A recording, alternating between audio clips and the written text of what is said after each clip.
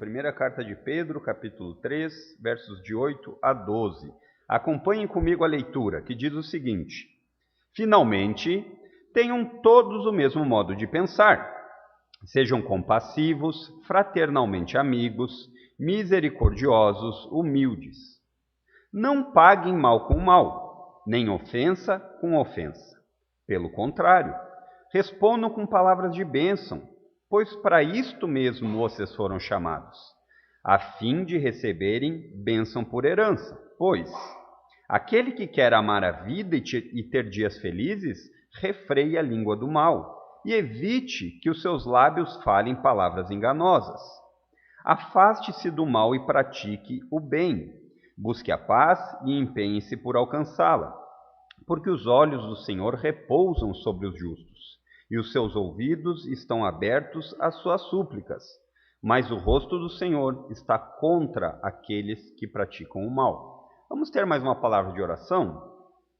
Santo Deus, graças te damos, Pai, porque o Senhor foi generoso e nos permitiu estarmos juntos aqui para aprender a Tua palavra. Dá-nos graça e favor em entender sobre o texto bíblico, e em especial podermos aplicar às nossas vidas essas verdades tão valiosas que o apóstolo Pedro escreveu. Nós precisamos de Ti, porque nós não somos capazes sozinhos.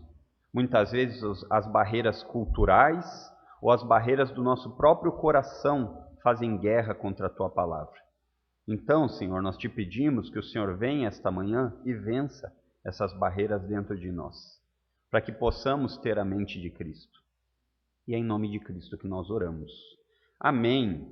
Queridos, então, dando sequência ao texto que nós começamos a expor semana passada, nós vimos os dois primeiros pontos a respeito de termos a mente de Cristo. Todo crente, todo cristão deve buscar ter a mente de Cristo. E semana passada nós vimos a respeito de ter a mente de Cristo, em primeiro lugar, verso 8, no seu viver diário, ter o mesmo modo de pensar. Depois nós vimos, em segundo lugar, no verso 9, não sendo vingativos, ou seja, não buscando pagar o mal com o mal. E hoje nós vamos ver o terceiro e o quarto ponto, que dizem a respeito, o verso 10 e 11, buscando a paz. De que forma? Refreando a língua do mal e fazendo o bem.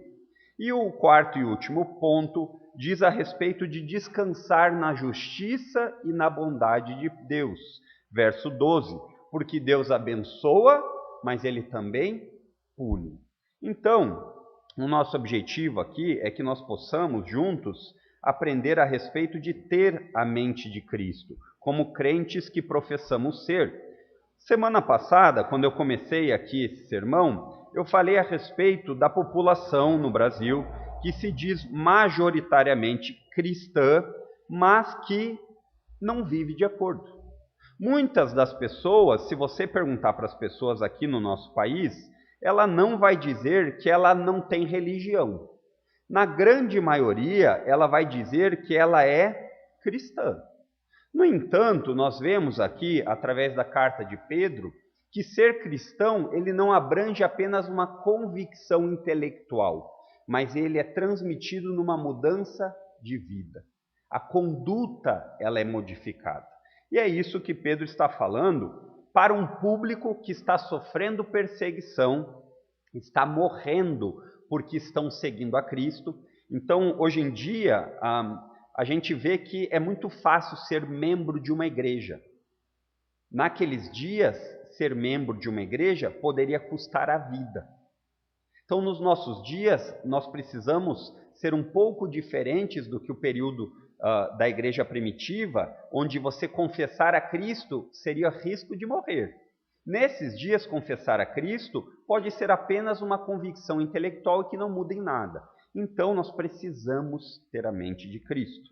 Então, o primeiro ponto aqui de hoje é buscando viver em paz. Versos 10 e 11, ele diz: Pois aquele que quer amar a vida e ter dias felizes, refreie a língua do mal e evite que os seus lábios falem palavras enganosas. Aqui nós vemos que Pedro, ele faz uma continuação do que ele vem dizendo, e ele usa aqui uma conjunção explicativa. Olha aí o português como é importante. O pois é a ideia que ele vai explicar o que ele falou anteriormente, a fim de receberem bênção por herança nesse tempo. De que forma? Agora ele vai explicar. É como se ele falasse, olha, vocês querem viver vidas felizes aqui na terra? Agora eu vou explicar como vocês podem fazer isso. E aí ele diz assim, aquele que quer amar a vida e ter dias felizes, refreie a língua do mal. Então é importante que nós saibamos, irmãos, que viver em paz, buscando a paz, não é aquela ideia assim, como eu queria viver em paz longe de todo mundo. Não é esse tipo de paz que aqui Pedro está falando. Não é a ideia de se isolar do mundo, como muitas pessoas pensam e como muitas até mesmo religiões fazem.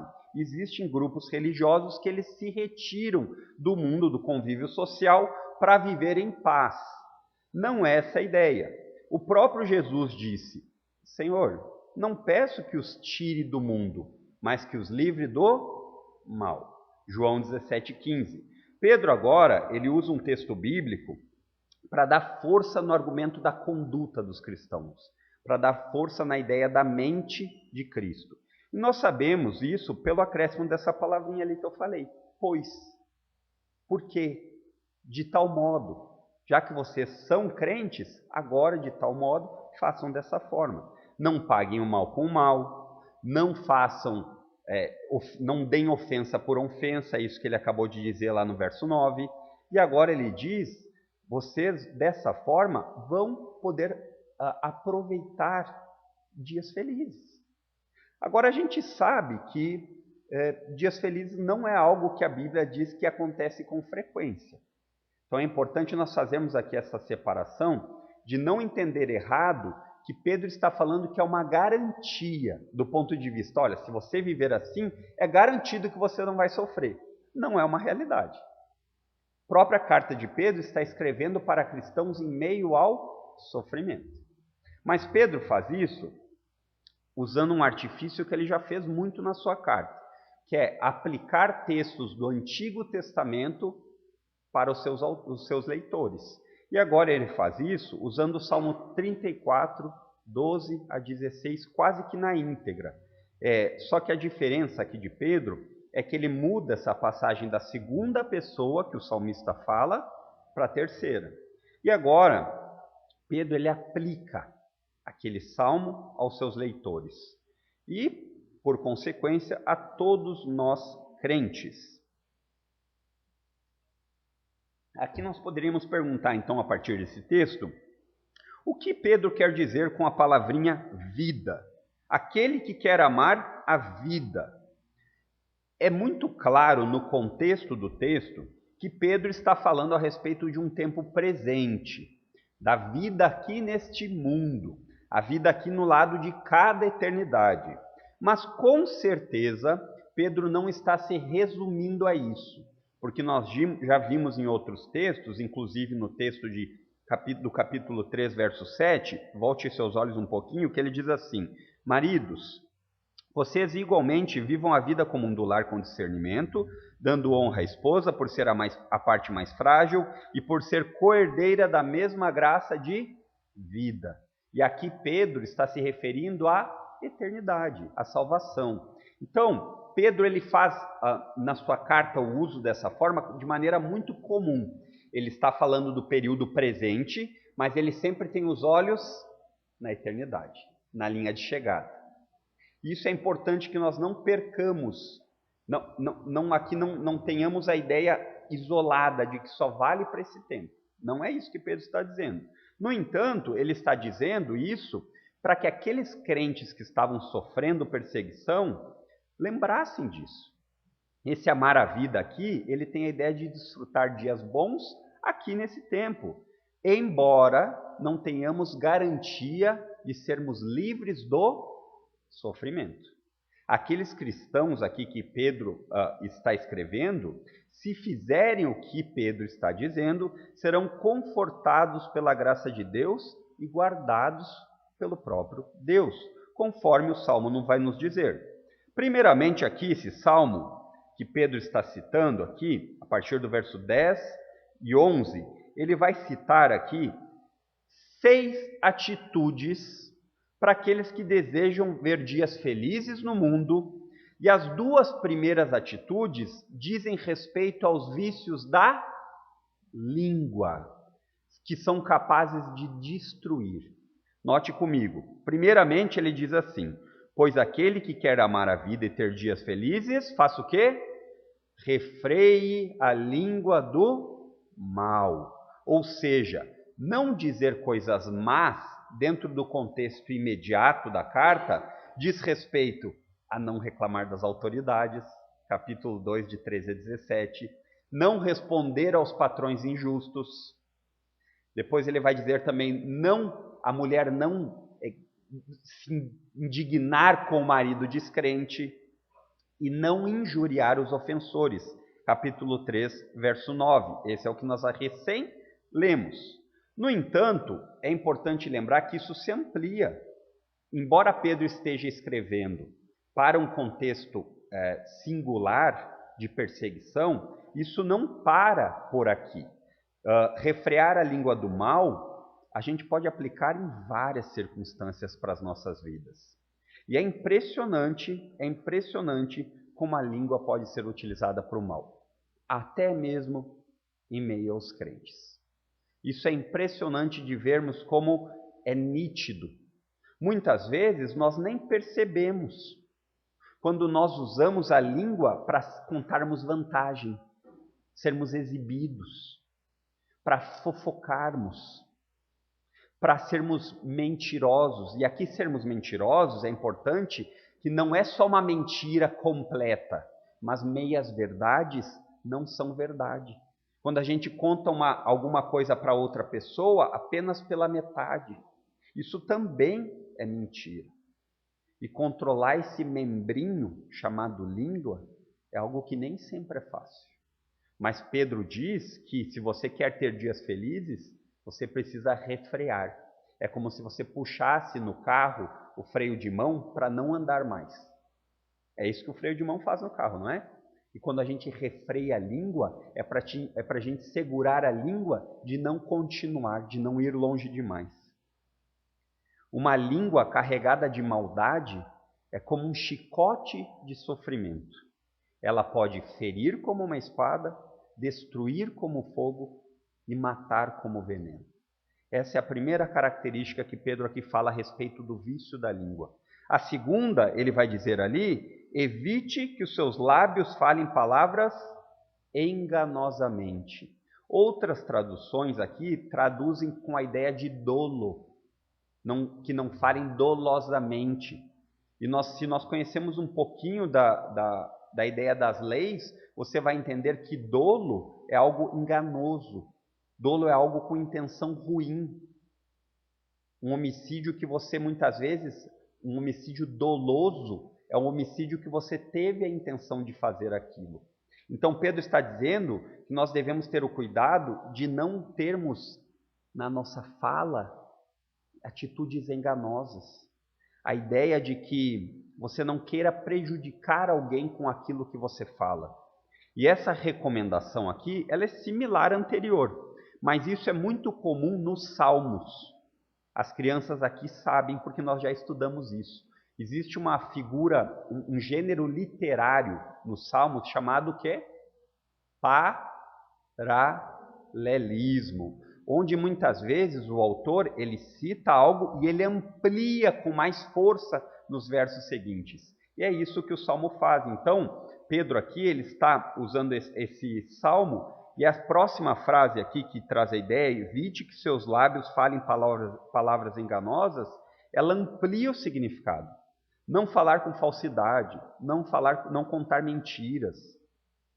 Falar dolosamente, irmãos, é se esconder atrás de palavras macias, mas cheias de falsidade. É muitas vezes você bajular na frente e apunhalar pelas costas. E nós precisamos lembrar quem é aquele que age desta forma. Quem é aquele que muitas vezes nós atribuímos dizendo que é o pai da mentira? É Satanás. E se nós somos filhos de Deus, devemos usar nossa língua como fonte de bênção e não maldição. Tiago já falou isso também na sua carta. Ele diz: com a língua nós bendizemos ao Senhor e Pai, e com a mesma língua nós amaldiçoamos os homens feitos à imagem de Deus. Meus irmãos, não pode ser assim. É o que Tiago fala, capítulo 3, versos 9 e 10. E Pedro, irmãos, isso não é novidade na carta. Ele já falou a respeito disso. Ele falou no capítulo 2, verso 1, ele disse assim: portanto, abandonem toda maldade, todo engano, toda hipocrisia e inveja, bem como todo tipo de maledicência. Pedro já falou sobre isso. Crentes são novas criaturas. Cristãos são pessoas que tiveram um coração regenerado, um coração novo. Então eles não podem mais viver da forma como eles viviam antes de serem crentes.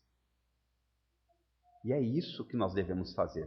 Você quer ver dias felizes? Evite o dolo, evite palavras enganosas, evite a falsidade. E sabe o que é mais assustador, irmãos?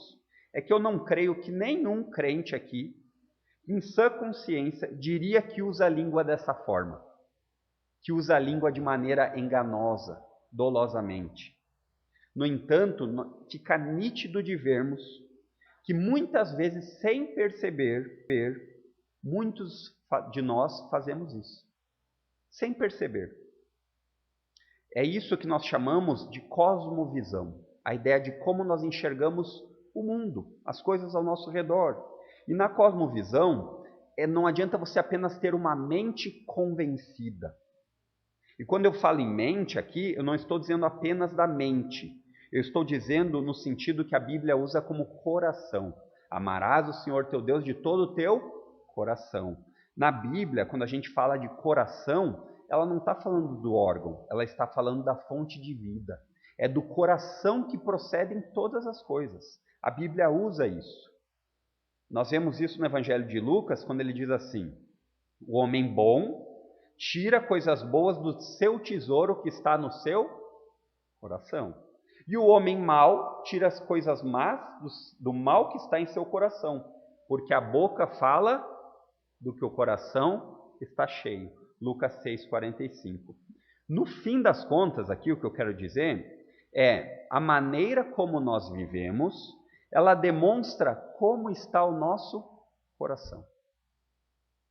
Por mais que quando organizamos as frases, fazemos uma confissão de fé coerente, quando organizamos as frases cuidando o que nós vamos falar, nós não falamos nenhuma heresia, dizemos que somos crentes, dizemos que acreditamos que a Bíblia é a nossa regra de fé e de prática. No dia a dia, de maneira involuntária, muitas vezes nós demonstramos se de fato o que nós dizemos que cremos tem sido modificado pela maneira que nós vivemos. A ideia aqui é, quando você faz uma faxina numa casa, você faz a faxina porque você enxergou sujeira. E aí no outro dia, se você enxerga de novo a sujeira, você vai lá e limpa de novo. Diariamente você faz essa análise, ou melhor, essa autoanálise. Ou, muitas vezes, quando nós não enxergamos que está tão sujo assim a casa, nós vamos deixando a sujeira se acumular. Assim são com os nossos pecados. Se nós não diariamente vigiamos se existem pecados escondidos como pecadinhos de estimação, preciosos, nós não fazemos essa autoanálise. E é isso que Pedro está nos falando. Os vícios da língua, muitas vezes são pecadinhos de estimação. Muitas vezes são aqueles pecadinhos que nós teimamos em continuar. E o pior, não percebemos. O cristão verdadeiro, ele não deve ter uma conduta exibida, viver contando vantagens. Ele não deve estar sempre procurando uma oportunidade para se aparecer. Aí sempre que tem uma oportunidade, eu sou... Não. Falando mais do que deve. Por quê? Pedro já falou, porque ele se compadece. Ele falou aqui para nós, no verso 8 e 9. Ele se coloca no lugar do outro. Então, quando ele vai se comportar, ele sempre, diariamente, está pensando, mas se eu estivesse lá, eu gostaria disso? Essa é a ideia. Se você ainda continua com pecados de estimação, os mate agora. Tire do bolso e os mate. Porque se você não matá-los, eles matarão você. Em terceiro lugar, aqui agora, que Pedro vai continuar na sua carta, a terceira característica, a terceira atitude que ele fala, está também no verso 10. Agora pula para o verso 11, que ele diz assim: afaste-se do mal. Então, Pedro está dizendo aqui, é uma sequência. Você não basta apenas refrear a língua e deixar de falar coisas ruins. Agora você também precisa se afastar do que é mal. Nós cantamos o Salmo 1 aqui que diz: não se sente na roda dos escarnecedores. E aí é necessário fazer uma reflexão e pensar o que é isso. O que é se sentar na roda dos escarnecedores? Tem vários lugares em que nós nos sentamos nessa roda.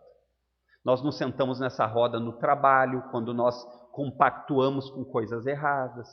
Nós nos sentamos nessa roda quando nós muitas vezes temos ainda amigos que vivem vidas ímpias e nós continuamos avalizando. Quando nós nos reunimos, e não nós só nos reunimos, mas nós gostamos disso. Não me entenda errado, eu não estou dizendo para você não ter amigos descrentes. Eu estou dizendo para você ter cuidado. Nós vimos na carta de Judas aqui, lembram? A ideia de como que nós devemos nos comportar com descrentes. É como um bombeiro que está resgatando alguém de um incêndio. Ele entra, mas ele deve ter o cuidado de não entrar longe demais a ponto dele também se queimar. É assim que os bombeiros fazem. Existem momentos que eles não conseguem ir. E nós devemos ter esse cuidado também. E precisamos colocar em prática, é isso que Pedro está dizendo, de se afastar do mal, o que nós aprendemos pela palavra de Deus. Só que o problema é que muitas vezes nós não aprendemos pela palavra de Deus porque nós não queremos a palavra de Deus. Nós confessamos que somos crentes, nós dizemos que acreditamos que a Bíblia é a nossa regra de fé e prática, mas nós não sabemos nada, bulhufa sobre a Bíblia. Aí quem que ocupa o lugar? A cultura, a tradição, o comodismo, aquilo que é mais fácil. Caso contrário, se nós não nos afastarmos do mal com a palavra de Deus, não vai valer nada. Onde a maldade habita, a verdadeira felicidade, que é estar em Cristo, arruma as malas e vai embora. Onde a maldade habita, a verdadeira felicidade arruma as malas e vai embora.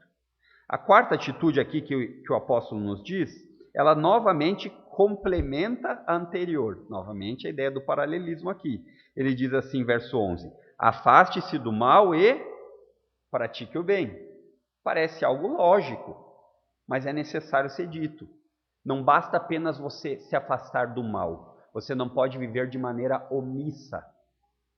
Então, eu não estou fazendo nada errado, está tudo bem. Não, você tem que se empenhar pela prática do bem. É o contrário da anterior, mas ela tem uma ação positiva. Você apenas não se abstém, mas você tem atitude. Você pratica o bem. Você não apenas deixa de fazer o mal, mas você passa a praticar o bem.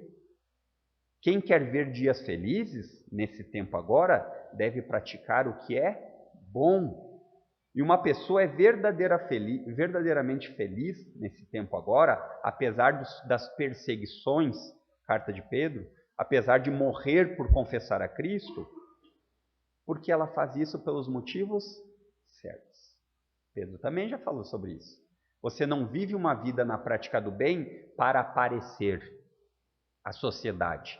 Isso vai até acontecer. Mas você não vive a prática do bem para ter o seu nome numa praça, para ter um hospital com o seu nome. Isso pode até acontecer e não é ruim. Mas você vive isso pelo motivo certo, para que Deus seja glorificado na sua vida. Então você deve praticar o bem no seu trabalho, para que Deus seja glorificado no seu trabalho. Você deve praticar o bem na sua casa para que Deus seja glorificado no meio do seu matrimônio e dos seus filhos. Você deve praticar o bem em meio às suas amizades para que Deus seja glorificado nas suas amizades. Você deve praticar o bem no seu lazer para que o seu entretenimento seja para a glória de Deus. Nós vivemos diariamente, vocês já devem ter ouvido o pastor Fernando falar isso. O culto não termina no domingo, porque nossa vida é um culto a Deus. Na nossa vida familiar, no nosso trabalho, na nossa vida. E aqui novamente nós podemos encaixar que existem atitudes que nós podemos ter com os descrentes e eles serão confrontados sem mesmo que nós falemos alguma coisa. É o evangelho sem palavras. Dr. Shedd dizia que muitas vezes a vida do crente vai ser a única Bíblia que o descrente vai ler.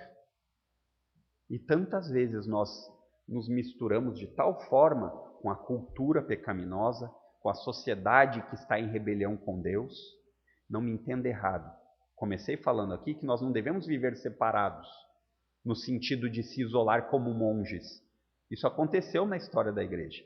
Existiam monges que até subiam em postes e diziam que ia ficar morando no poste para não ter que se relacionar com as pessoas, para viver longe. Não estou dizendo isso. Eu estou dizendo que nós não devemos ser contaminados por essas coisas. E quando que nós fazemos isso? Como nós já falamos, quando você não participa de conversas imorais, aquelas piadinhas que insistentemente precisam ter algum tipo de imoralidade. É impressionante como a comédia não consegue ser pura. Ela sempre tem que ter alguma imoralidade nos nossos dias. Comédia é ótima, quem não gosta de rir? O ponto é com o que você está rindo. Jesus riria ou ele choraria? Ou então, quando nós não usamos nossos colegas como escada para subir na vida, no trabalho, ou onde quer que você esteja. Muitas pessoas entendem errado. O símbolo do cristianismo não é uma escada, é uma cruz. Então, se você quer crescer na vida e tudo mais, sue, trabalhe, faça força e não pise nos outros. Isso é se afastar do mal, isso é praticar o que é bom. Resumindo aqui, o que Pedro quer dizer com prática do bem, e isso nós já vimos na carta de Pedro, é: leve Deus em consideração em todas as circunstâncias. Desde que você acorda para tomar o seu café da manhã, leve Deus em consideração, até o momento em que você vai deitar novamente, leve Deus em consideração. Toda e qualquer atividade. 1 Coríntios 10, 31. Quer coma, quer beba, ou faça qualquer outra coisa, faça tudo para a glória de Deus. Isso é ter a mente de Cristo. E isso deve descer ao coração, porque é do coração que se sustenta o resto. A quinta coisa que ele fala no verso 11. Busque a paz e empenhe-se por alcançá-la, com todas as pessoas quanto forem possíveis, crentes e descrentes.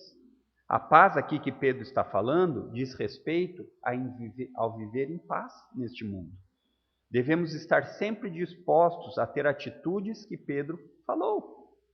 Não pagar o mal com mal, ofensa com ofensa, não falar enganosamente, não ser mentirosos, não ficar contando vantagem. Se você fizer isso, meio caminho para andar em paz já aconteceu. Devemos estar sempre dispostos. Agora, pastor Adriano, mas isso não é garantia que nós vamos ter dias felizes, porque eu vivo dessa forma e vivo sendo humilhado, maltratado. É verdade, não é garantia, mas é a maneira que honra a Deus. E a maneira que honra a Deus é natural que você tenha paz em vários sentidos, com a motivação correta, para que Deus seja engrandecido e nós sejamos pequeninos, diminuídos. E aí, em sexto lugar, ele diz: busque a paz e empenhe-se por alcançá-la. Então, buscar a paz não é aquela ideia de você ficar sentado sem fazer nada. A maioria das pessoas ama viver em paz, mas uma minoria delas se esforça para que isso aconteça. A paz não é automática, essa paz que Pedro está dizendo. É necessário se empenhar no processo. E muitas vezes ele não será vantajoso. Muitas vezes ele será humilhante. Muitas vezes ele será doloroso. Mas é isso que Pedro nos fala. A palavra de Deus nos exorta repetidamente a isso. Viver em paz com todos. Romanos capítulo 12 fala isso, verso 18. Romanos capítulo 14 fala isso, verso 19. E o ponto aqui é, não existe uma pessoa em sã consciência que não diga que queira viver em paz. Mas o que nós temos que tirar de lição é, são poucos os que promovem a paz. Os que se empenham por alcançá-la. E a paz aqui que Pedro está nos falando, ela é alcançada com o que ele disse: refrear a língua, a prática do bem, colocar em prática essas coisas.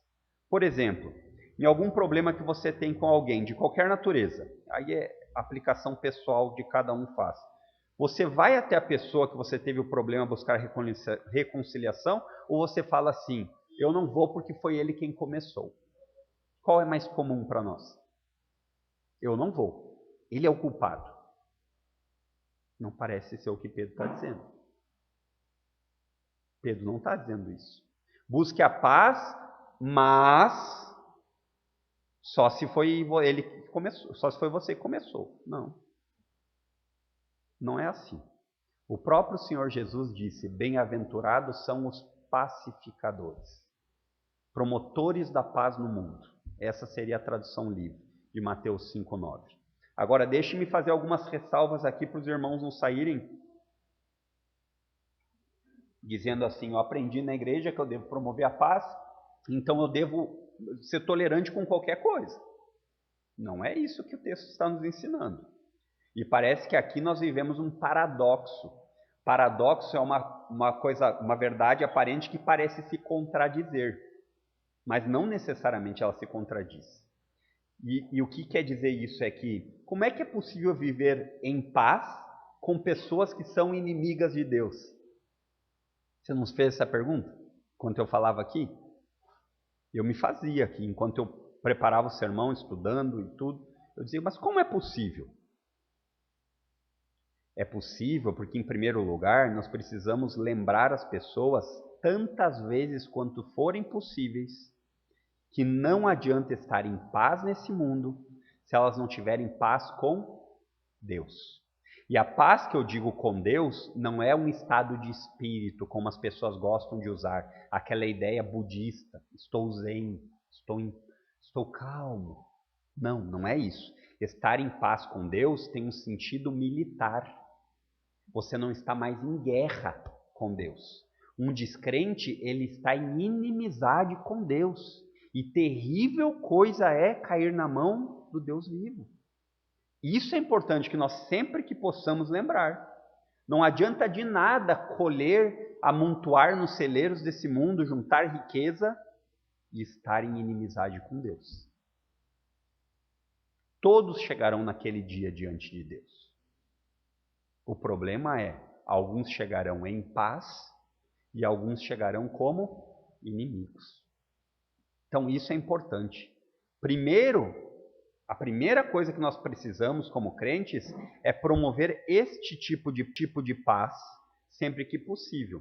Não que nós sejamos os detentores da chave da paz, mas nós somos os proclamadores dela. Isso é o Evangelho. Isso se faz através da pregação das boas novas. A inimizade contra Deus são péssimas notícias. A paz com Deus são boas novas. Essa é a primeira coisa que nós temos que fazer. Só que o que Pedro está aqui fazendo, ele está escrevendo a pessoas crentes. E é por isso que ele usa a ideia de paz no mundo sem ter que explicar a paz com Deus. Porque eles sabem disso, eles entendem isso. Pedro está fazendo uso dos salmos aqui, dizendo mais ou menos o seguinte aqui, tentando parafrasear, que apesar de todas as lutas, injustiças, perseguições, desânimos, nós devemos procurar fazer o bem. Não pagar o mal com o mal, vivendo em paz no sentido de se empenhar por fazer o que é certo diante de Deus. Tem pessoas que nós ficamos coçando a língua para falar, porque elas têm uma atitude de mau caratismo. Mas não é isso que nós somos chamados a fazer.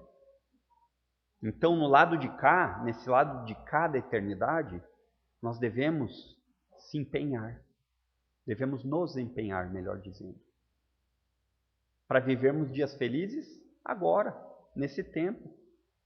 Os dias felizes, verdadeiramente felizes para o crente, ele acontece quando nós vivemos em obediência a Deus. E isso nem sempre, ou melhor, na maior parte das vezes, não será livre de dificuldades. Quando você escolhe ser cristão, quando o Senhor lhe alcança e regenera o seu coração, Ele não lhe convidou para um dia festivo no parque, embora nós tenhamos.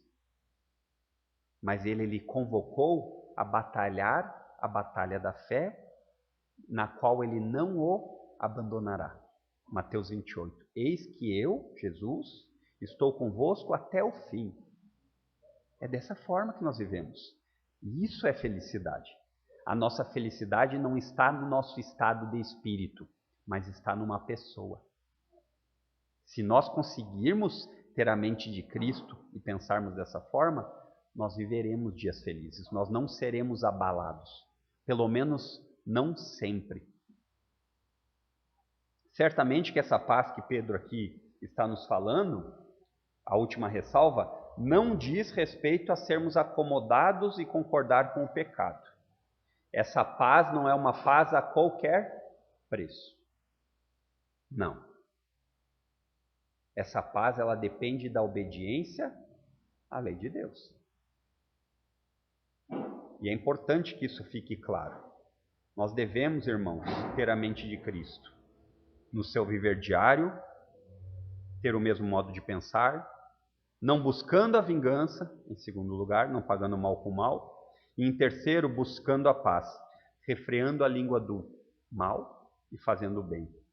E o quarto ponto aqui, que eu gostaria de chamar a atenção a vocês, é descansar na justiça e na bondade de Deus. Verso 12. Porque os olhos do Senhor repousam sobre os justos, e os seus ouvidos estão abertos às suas súplicas. Mas o rosto do Senhor está contra aqueles que praticam o mal. Aqui nós temos Pedro dando 3 motivos do porquê os cristãos que praticam o bem e se apartam do mal herdarão a bênção e experimentarão dias felizes. Pedro, vocês devem ter percebido aqui que ele faz o uso, Pedro pega o Salmo e o Salmo faz o uso disso, mas aqui como Pedro está usando o Salmo, do porquê. O porquê é novamente a ideia de causa. Por causa disso, vocês experimentarão dias felizes. Por esse motivo. E aí ele diz, com o objetivo de destacar que essas promessas que estão aqui são certas e seguras. A linguagem que Pedro usa, copiando o Salmo, é uma linguagem antropomórfica. Todo mundo já escutou essa palavra, né? A ideia aqui é que Pedro está usando do salmista um gênero literário que traz a ideia de Deus tendo forma humana. Nós sabemos que Deus é espírito, mas aqui o autor ele usa com a ideia de poder trazer palpável aos seus leitores. E ele diz que Deus tem olhos, ouvidos e rosto. Então, primeiro ele diz, porque os olhos do Senhor repousam sobre os justos. Aqui é importante fazer uma ressalva, queridos, que não é bem claro que Pedro está usando aqui a ideia do Senhor, se é a Jesus ou Deus Pai. Por quê? Porque é comum os autores do Novo Testamento pegarem textos atribuídos ao Deus Pai e aplicarem a Jesus no Novo Testamento. Isso é muito comum. Esse era muitas vezes um dos motivos que nós vemos nas descrições dos fariseus ficarem malucos. Jesus se dizia Deus.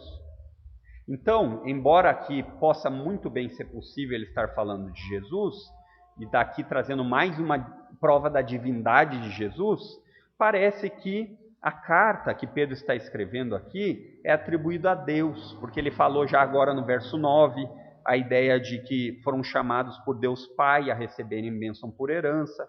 Então é mais consistente aqui entender que esse uso aqui dos olhos do Senhor, ele está falando do Deus Pai, aquele que abençoa com dias felizes aqui e na eternidade, os que andam conforme o seu querer. Então ele diz que os olhos do Senhor estão literalmente sobre os justos. E os justos aqui não são pessoas melhores uns dos outros. A Bíblia com frequência usa a ideia de justos com dois sentidos. Aqueles que vivem de acordo como Deus quer, de maneira justa, e aqueles que foram justificados por confiarem em Cristo, declarados justos. Esses são os dois sentidos. Então ele diz que Deus está olhando para aqueles que estão praticando o bem, aqueles que creem em Cristo, que foram justificados e que estão vivendo de maneira justa. E ele diz que os olhos do Senhor estão sobre eles, aqueles que se apartam do mal, aqueles que não vivem usando a língua para falar dolosamente. Deus tem os seus olhos sobre os seus filhos de maneira diferente do que ele tem os seus olhos daqueles que praticam o mal. Deus não olha da mesma forma.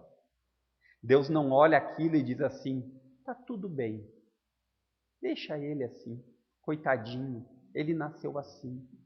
Deixa que ele pratique o mal, porque é a idade, é a fase da adolescência. Deixa que ele pratique assim, porque ele não... Deus não olha assim. Quem faz isso são os homens. Quem faz isso somos nós, tentando acomodar uma vida ímpia, de rebeldia contra Deus, para acomodar aos vícios que estão no bolso, os pecadinhos de estimação. Então ele diz que os olhos estão sobre nós de maneira atenciosa. Ele diz, os olhos do Senhor repousam sobre os justos. Deus para, os seus olhos estão olhando de maneira demorada, cuidando dos seus filhos, vendo o que eles precisam, vendo suas necessidades em tempo de sofrimento. Isso, para os leitores aqui da carta original, deveria ser uma profunda consolação. Você imagina, você está sendo perseguido por causa de Cristo, e aí o apóstolo escreve dizendo assim, olha, Deus está vendo isso. Isso não está passando em branco. Deus não a esqueceu de vocês. Deus não está fazendo corpo mole.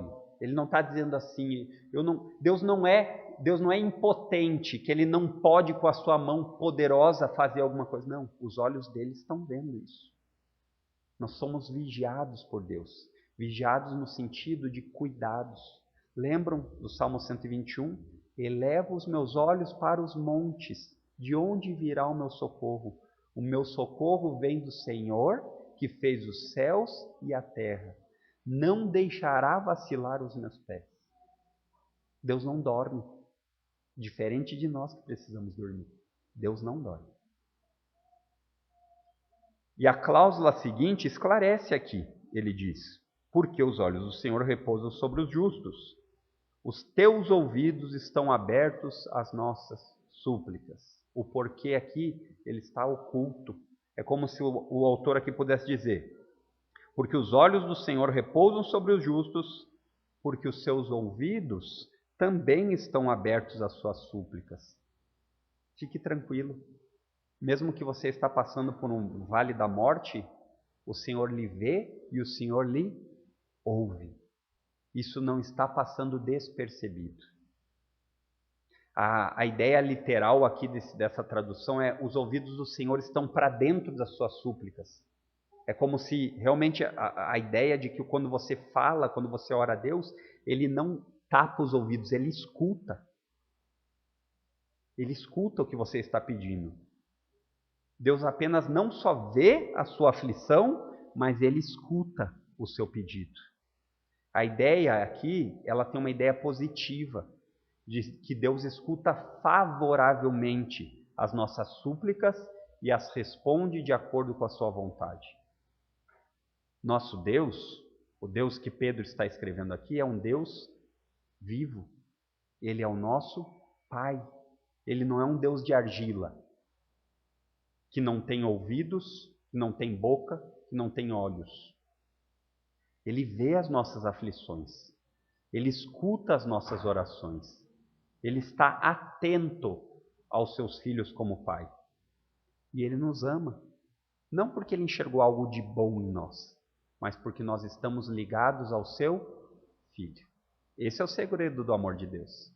Não é porque Ele olhou para você e disse assim, eu preciso amar o Adriano, porque ele é uma pessoa muito diferenciada. Não. Ele olha para o Adriano e ele vê o filho dele, o sangue do filho dele, precioso, cobrindo o Adriano. E por causa disso, eu sou amado de Deus. Esse é o problema dos nossos dias. Nós achamos que Deus ama de qualquer forma, de qualquer jeito, porque Ele é um velhinho lá em cima, o cara lá de cima. Tudo que eu quiser, o cara lá de cima vai me dar. Que tristeza aquele dia, quando uma pessoa dessa, se não se arrepender do meio do caminho da sua vida, vai chegar lá e vai dizer. E quantas pessoas ganham de Deus o que elas pedem? Viver vidas longe de Deus. Quantas pessoas oram falando isso? Ai, como eu queria ter sossego, não ter que obedecer a ninguém, não ter que acreditar em Deus. Teve músicas a respeito disso. Existia um grupo bem famoso, chamado Beatles, que ele disse, imagine viver num mundo onde Deus não se meta. E aí ele continua, e as pessoas acham lindo, elas fazem coro, e elas cantam. Imagine naquele dia, diante do leão, como que elas vão dizer? E esse Deus é o mesmo Deus do passado, do presente e do futuro. Ele não muda. Ele não precisa ser atualizado. E essa lembrança de que Deus ouve você, de que Ele vê suas dificuldades, deve encher o seu coração de regozijo, de alegria, de felicidade. Lembre disso. Grave no seu coração e deixe ser inundado por essa certeza. Um dos motivos de oração que constantemente eu faço é: Deus, me ajuda a valorizar tão grande salvação que eu tive em Cristo Jesus. Porque com frequência eu me esqueço. Com frequência eu me esqueço de onde eu fui tirado. Coloque isso no seu caderno de oração. Eu acho que é uma boa oração. Deus, deixa eu entender o valor daquilo que foi feito por mim naquela cruz. Porque eu nunca saberei o preço do pecado que foi pago por mim naquela cruz. E nós precisamos disso. Se você é como eu, e eu creio que você é, um pecador, nós precisamos pregar muitas vezes isso a nós mesmos. Por que está abatida a minha alma? Por que você está tão triste? Espera em Deus, porque você ainda vai louvá-lo. O Salmo 42 diz isso. E Pedro, lembrem aqui, voltando para o contexto histórico, Pedro está escrevendo a pessoas que estavam morrendo por servirem a Cristo. E ele quer incentivá-los, esses que estavam morrendo por causa de Cristo, com a mente de Cristo, com a ideia certa, com o pensamento correto a respeito do sofrimento cristão.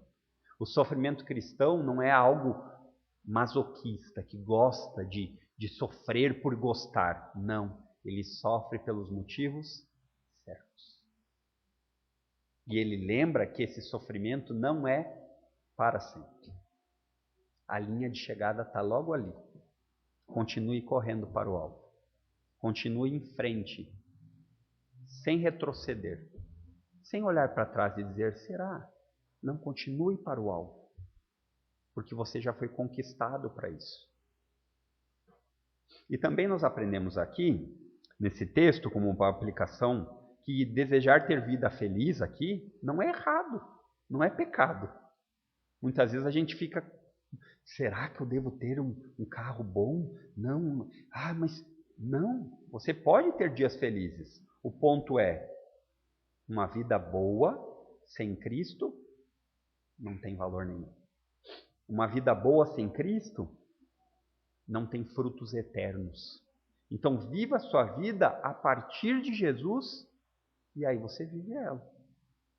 Porque a partir de Jesus Como disse o apóstolo Paulo, todo o resto é lucro, até mesmo a morte. Só que nós precisamos nos alimentar disso. Nós precisamos diariamente colocar essas verdades preciosas para dentro. Deus está no controle. Ele nos cuida. Deus nos ouve. Ele escuta as nossas orações. O Deus criador de todas as coisas, que controla tudo, que um fio de cabelo não cai da nossa cabeça sem que assim ele decrete. Esse Deus que ele sabe tudo de maneira exaustiva, diferente de nós que conhecemos meia dúzia de coisas de maneira bem mais ou menos, ele sabe tudo. E esse Deus, ele me escuta. Essa é a reação que os cristãos devem ter. Diante do Deus da Bíblia, existem duas possibilidades. Ou eu dizer que isso não existe, porque ninguém pode ser tão poderoso de escutar a oração agora e lá no Japão, ao mesmo tempo. Ninguém pode ser tão poderoso de controlar um fio de cabelo que cai e um pardal que cai do outro lado. Ou nós podemos pegar a opção bíblica e dizer assim: louvado seja o teu nome, Senhor. Eu fico com essa. Muitas pessoas preferem não ficar, mas eu fico com essa. Então, o cristão não é sinônimo ser cristão de não passar por lutas, certo? De aflições, de tristezas momentâneas. A diferença do crente e do descrente, ambos vão passar por lutas, dificuldades, provações e sofrimentos. Isso é fato. A diferença é como cada um passará por elas. O descrente, ele tenta se apegar às suas posses, à sua influência, ao seu dinheiro. É assim que o descrente faz, quando ele tem dificuldades, problemas. Só que no fim das contas, ele não tem aonde se socorrer. Porque nós vemos muitos casos, não vemos? Eu sei que você conhece alguém que é muito rico, ou era muito rico, e teve uma doença fatal e morreu. E o seu dinheiro não adiantou absolutamente nada. Ele não comprou uma vaga contra a morte e muito menos uma vaga no céu. Agora o crente, ele vai passar por essas dificuldades, mas ele sabe que ele não passa sozinho. Ele pode buscar o socorro no lugar certo. Essa é a diferença. E o terceiro motivo aqui que Pedro fala, note aqui que ele vai terminar o verso 12 na última parte, ele diz assim: isso é comum nos Salmos. Agora é um paralelismo de contraste. Os olhos do Senhor repousam sobre os justos e os seus ouvidos estão abertos às suas súplicas. Esse é o tratamento de Deus com os seus filhos. Agora ele diz: mas com os descrentes não é assim. Mas com aqueles que não creem em Cristo, não é dessa forma. Ele não olha favoravelmente. Os olhos não estão olhando aquilo e dizendo assim: eu estou me compadecendo, eu vou lhe ajudar. Eu estou ouvindo o seu sofrimento e eu vou lhe tirar do Egito. Não. Agora ele diz: mas o rosto do Senhor não é mais só os ouvidos nem os olhos. A ideia de que toda a face de Deus está voltada, está contra aqueles que praticam o mal. Isso deveria causar calafrios nas pessoas, mas não causa. Mas em nós deve causar. E quem são estes que o rosto do Senhor está contra? É muito provável que Pedro aqui tenha em mente os perseguidores dos cristãos. É muito provável que Pedro aqui está usando isso, dizendo assim: são aqueles que fazem o mal contra vocês, mesmo quando vocês não fazem o mal a eles. São aqueles que fazem o mal a vocês e vocês não devem pagar na mesma moeda. E Pedro aqui ele faz esse contraste usando o Salmo intencionalmente. Enquanto os olhos do Senhor repousam sobre os justos para favorecê-los, o rosto inteiro do Senhor está sobre os maus para destruí-los. Como diz o finalzinho do Salmo 34, que é esse mesmo Salmo, e esse verso Pedro não pegou. Ele diz no verso 34, no verso 16, ele diz: o rosto do Senhor está contra os que praticam o mal, para extirpá-los da terra à memória. A Bíblia não tem só palavras de amor, ela tem palavras de justiça também. Logicamente que isso pode ser ampliado aos nossos dias, porque o Senhor Deus não muda. A verdade de Deus é a mesma ontem, hoje e sempre. Então, todos aqueles que continuam tratando os cristãos de maneira maldosa, os humilhando, perseguindo, matando, estão com o seu julgamento de hora marcado, se não se arrependerem. O relógio do julgamento divino soa. Tic-toc, tic-toc. Está chegando o dia. Todas as vezes que nós somos ridicularizados, humilhados, Deus não deixa passar em branco. Mas nós não devemos pagar o mal com o mal, porque a justiça e o juízo são de Deus. Alimente a sua mente com isso. Todos esses políticos que têm feito mau uso de sua autoridade que deveria ser praticada para o bem, também têm encontro marcado com Deus. O mal no mundo, ele não está solto e sem condenação. Tenha certeza disso.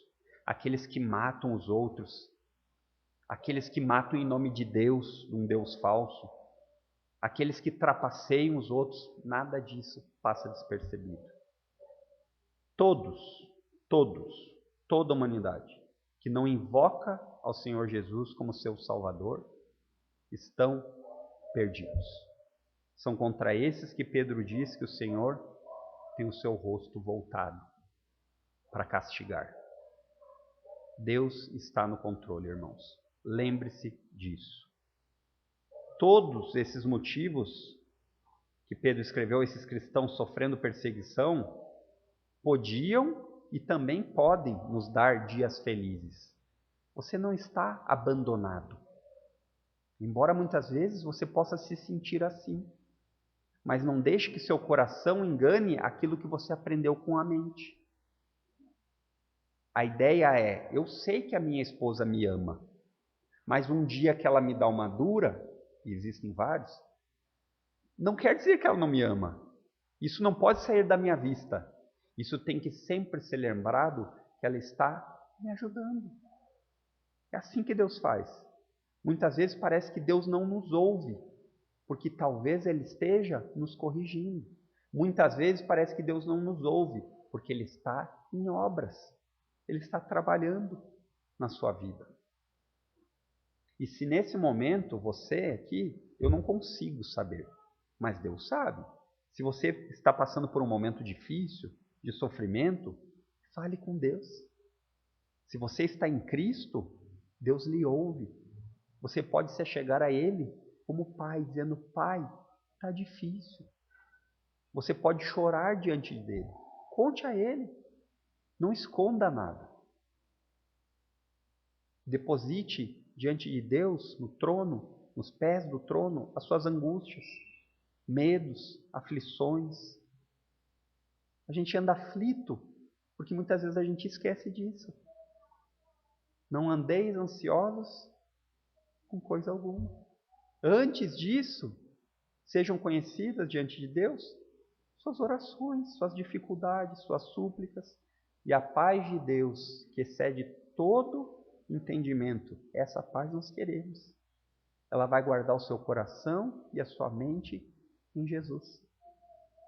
Decore, memorize alguns versos. É importante você ter no seu arsenal versos guardados, para que no momento da dificuldade você tenha aonde recorrer.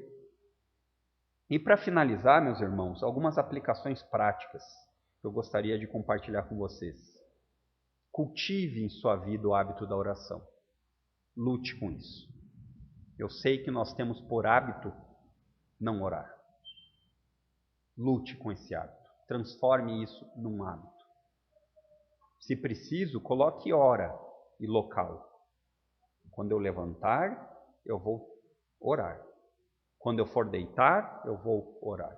Eu sei que os irmãos vão dizer assim, mas eu oro quando eu estou indo caminho para o trabalho. Graças a Deus por isso, continue. mas eu me refiro aqui num tempo em que você dedica atenção especial para conversar com o seu pai. Pense por um momento, você que já é pai ou você que é filho. Se você passasse um dia sem conversar com o seu pai, ou um dia sem conversar com o seu filho, como seria? Ou com a sua esposa, com o seu esposo? Não é estranho? Você não acharia estranho isso? Dizer assim, olha, o que aconteceu? Hoje você não falou comigo. Estranho. Por que com Deus, que é o nosso Pai, nós não pensamos da mesma forma? E se você de fato está em Cristo, lembre que Deus usa a sua mão poderosa para lhe guardar. Mesmo quando você não entende ou não compreende. E isso acontece com frequência. Mas lembre-se, o Pai está trabalhando. Sabe aquele canteiro de obras que você olha assim e tem uma plaquinha dizendo em obras? Aí você não enxerga aquela obra pronta, mas você sabe que aquilo ali normalmente é para melhoria. Por que eu falo normalmente? Porque toda comparação humana, ela fica um pouco a desejar quando nós comparamos com as coisas de Deus. Mas a ideia é, você olha aquele canteiro de obras todo feio, e aí você abre uma plaquinha em obras. E depois de algum tempo você volta lá e aquele canteiro está pronto. Viadutos, ruas. Assim é com nós. Os olhos do Senhor, lembre-se que estão sobre você. E eu queria citar aqui 4 versos para você guardar. Para você ter no seu coração quando você realmente estiver passando pelo vale da morte. Pelo vale da dificuldade. E se ele não veio, ele virá, meus irmãos. Ele bate a porta de todos. O primeiro é esse texto de Pedro. Os olhos do Senhor estão sobre mim. Se aproprie disso. Sobre mim. Ele é o meu Deus. Os seus olhos estão sobre mim. E os seus ouvidos estão abertos à minha súplica.